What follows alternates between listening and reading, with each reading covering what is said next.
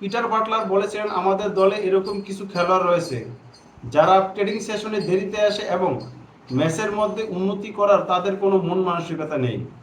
ঠিক তেমনটাই দেখা গেল সাফ ওমেন 2026 চ্যাম্পিয়নশিপের ফাইনাল ম্যাচে। ভারতের কাছে 3-1 ব্যবধানে হেরেছে। এই ম্যাচটা দেখে আমার সাবিনা, সানজিদা এবং সুমাইয়াদের কথা মনে পড়ে গেল। তারা যদি এই ম্যাচের মধ্যে থাকতো তাহলে ভারতের মেয়েরা ম্যাচের মধ্যে এভাবে আধিপত্য বিস্তার করতে পারতো না, এমনটা আমি মনে করি। ম্যাচ শুরুর 45 মিনিট বাংলাদেশ মেয়েরা অসাধারণ খেলে।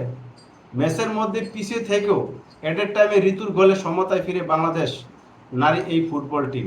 এক গোলের সমতায় হাফ টাইমে যায় দুই দলই। কিন্তু সেকেন্ড হাফের শুরুতেই বাংলাদেশ মেয়েদের ছন্দপতনের দেখা যায়। ম্যাচের মধ্যে তাদের কোনো আর আধিপত্যর বিন্দুমাত্র ছোঁয়া পড়েনি। মনে হচ্ছিল ভারত এক পেসে ম্যাচ খেলতেছে, বাংলাদেশ মেয়েদেরকে কোনো পাত্তাই দেয়নি। একের পর এক আক্রমণ সাজিয়েছে ভারতের ফুটবলাররা। মিলি আক্তার দুই একটা অসাধারণ সেভ করেছে, তবে মিলি আক্তারের প্রথম ভুলের কারণে কিন্তু বাংলাদেশ দল প্রথম গোলটা হজম করে। আমি জানি না কেন অভিজ্ঞ গোলকিপার রূপনা চাকমাকে ম্যাচের মধ্যে নামায়নি পিটার বাটলার। সেটা একমাত্র পিটার বাটলাই বলতে পারবে। যাই হোক, সেই প্রসঙ্গে না যাই, ম্যাচটার মধ্যে বাজে পারফরমেন্স করেছে সেটা বলতে হবে। এই ম্যাচের মধ্যে বাংলাদেশ যে তারা চ্যাম্পিয়নের লক্ষ্য নিয়ে খেলেছে সেটা দেখে বোঝা যায়নি। তাদের খেলা দেখে মনে হয়েছে তারা কোনো রকমে এই ম্যাচটা শেষ করতে পারলে হয়। প্রেজেন্টেশনে যখন তারা মেডেল গ্রহণ করলো তাদের বডি ল্যাঙ্গুয়েজ দেখে মনে হয়েছে তারা অনেক খুশি, এটাতেই তারা অনেক সন্তুষ্ট। কিন্তু তাদের সামনে যে হেট্রিক শিরোপার হাতছানি দিয়েছিল সেটা তারা পূরণ করতে পারেনি। তাদের মিশন অপূর্ণতা রয়ে গেছে, এতে মনে হচ্ছে তাদের বিন্দুমাত্র আক্ষেপ নেই। ষষ্ঠবারের মতো চ্যাম্পিয়ন হয়েছে ভারতের এই নারী দল বাংলাদেশকে হারিয়ে। আর বাংলাদেশ টানা 2টা শিরোপা অর্জন করেছিল, এটা তাদের হ্যাট্রিক শিরোপা ছিল। কিন্তু টুর্নামেন্টের প্রথম থেকে বাংলাদেশ এই দলটার সেরকম ছন্দে ছিল না।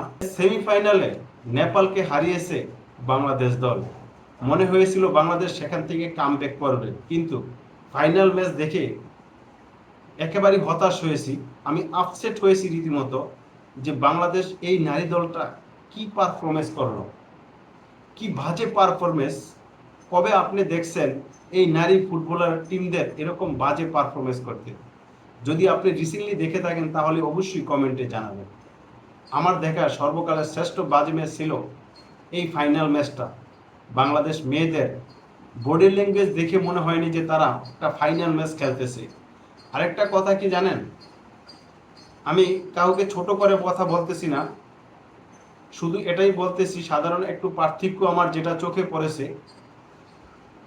ভারতের নারী ফুটবলারদের দেখে মনে হচ্ছিল এক একটা হাতি, বাংলাদেশে এক একটা নারী ফুটবলারকে দেখে মনে হচ্ছিল মশা, মানে হাতির কাছে মশা। এই দলটাকে কিভাবে গুছিয়ে একটা বড় দলে পরিণত করতে পারে পিটার বাটলার, সেটা কিন্তু দেখার অপেক্ষায় রয়েছে।